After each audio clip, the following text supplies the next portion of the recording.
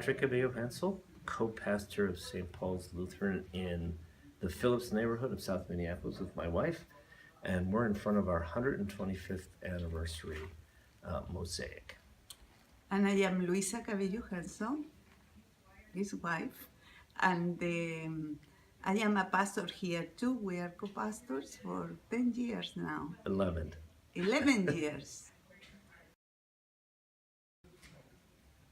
So, St. Paul's Evangelical Lutheran Church was founded on October 31st, 1887, Reformation Day, by Swedish immigrants who had come over to the United States looking for a better life. And now it is predominantly Latino immigrants from Mexico, Ecuador, and other countries. And we're in the most diverse and the youngest demographic and the second poorest neighborhood in the city of Minneapolis. I believe that our church is unique because we are people from different races and stories of life. And I think we have been able to cultivate a relationship that is meaningful for every person.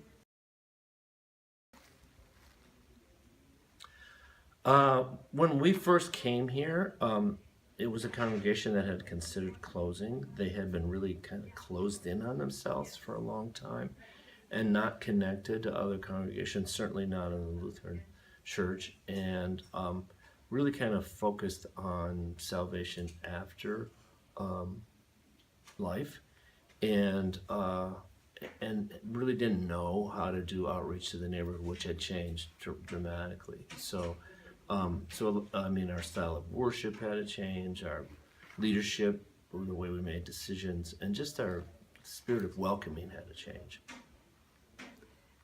When we just came here, the first person maybe we met was, what is it? Agnes? Yeah. Agnes was a lady, wonderful lady, who unfortunately died a few years after we came. And she said that what she wants, her dream, is to have a lot of children in this church. And I think I wish she could be here today, because we do have a big group of children, even a soccer team.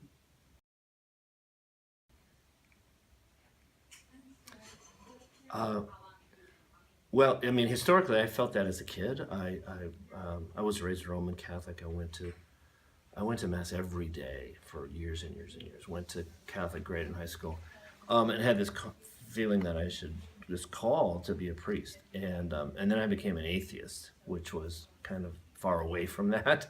But when I came back, I was a student at St. Olaf when I went through a series of changes and had an experience of conversion. And I ended up working with Mark Hansen at his first parish, little church in the housing projects in North Minneapolis. And there I could feel I always had a longing for justice and for freedom for people, and especially those who were poor or outcasts. And I was able to see in him and in that church a way to live my life and to use the talents that God had given me, and also to see that it was such a great need for people to work for justice and healing in those kind of neighborhoods.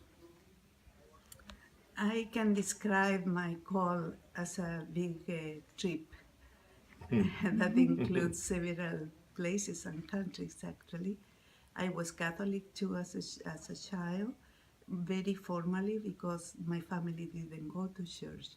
Then I had no education about Christianity.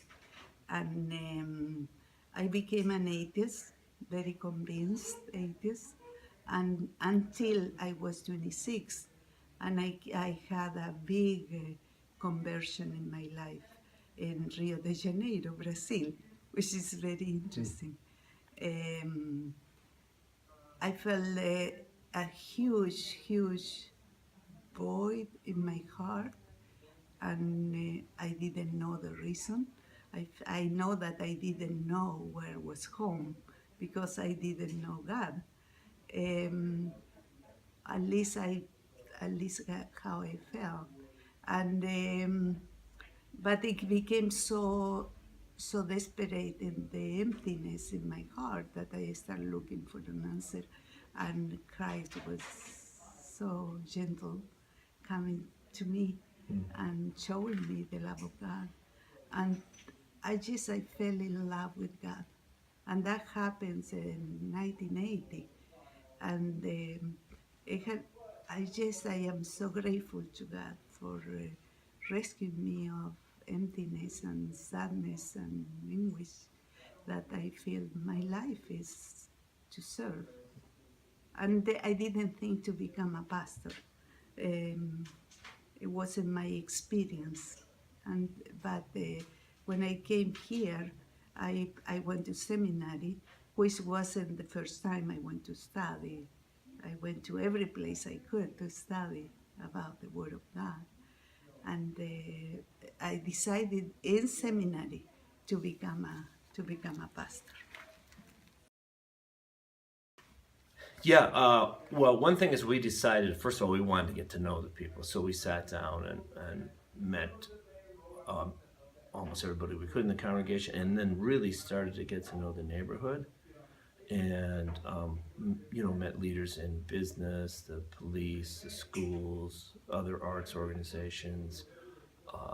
And then I did a lot of door to door, just knocking on doors and asking people what do they want to see in their community, not trying to, say, would you come to church? And things that came up when we talked with people in the neighborhood were we want more things for our youth and children. We want more beauty in the neighborhood, a greener neighborhood, and a safer and healthier neighborhood. And so the programs we developed came out of that.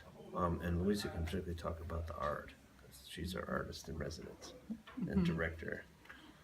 I will say that we had the good fortune of living next to the church in the parsonage for the first 4 years of being pastors here. And that helped us to know the community from inside, which is, I think it is very important to experience what you want to learn. I think a lot of struggle has to do with power, and that people, even though the church had declined, it was huge, and now it had declined. It was hard for people to give up power to let other people decide, particularly when people in different cultures decide in different ways. The mainstream culture here, decides an agenda and roles, and you get elected and you follow Robert Rules of Order. And that's not how Latinos or other cultures, for that matter, decide. It's much more circular and consensus. So it took a long time, and there were quite a few difficult days, particularly around issues of money and use of the building and so forth. Well, one of the great things that has been flourishing here are the arts and how we integrate that into our ministry. And Luisa's our artistic director. She can talk more about mosaics. But I'm also a writer, a poet, and I'm working on a novel. And so we've started writing. We do open mics. We have a literary journal that our church edits and publishes. That's for and by the people in the neighborhood. And that has it's given people voice.